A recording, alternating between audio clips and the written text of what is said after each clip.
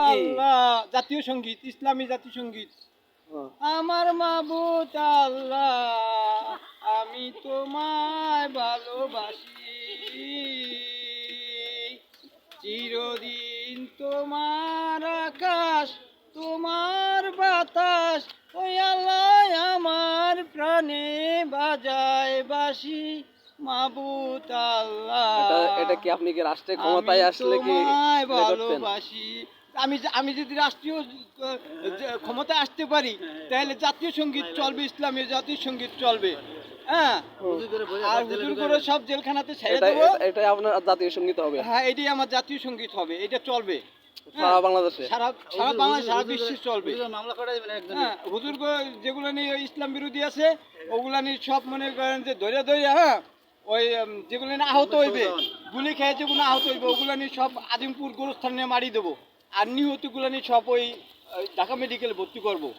ঠিক আছে, মানে যেগুলো নিয়ে রাজাকার ওগুলো নিয়ে, আহতগুলো নিয়ে সব আজিমপুর গোরস্থানে মাটি, আর নিহতগুলো নিয়ে সব হাসপাতাল ভর্তি।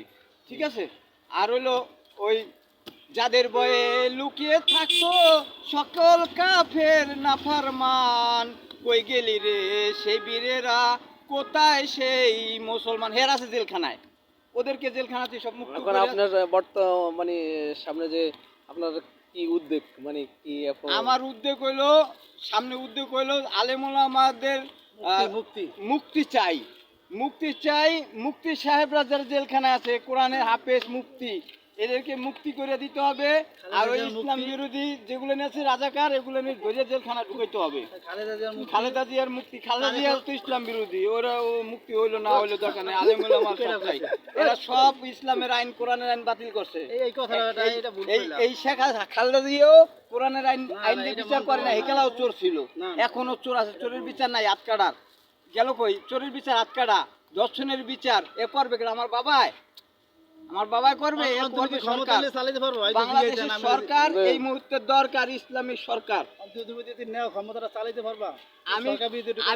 আমি যদি ক্ষমতা যাই 7 দিনের ভিতরে এই দেশে মনে করেন যে চোর ডাকাত সব ধরিয়া জেলখানা সব ঢুকামু, আর ভালো লোক ছাড়িয়ে দেবো, একটা চোর রাস্তায় থাকতে পারবে না।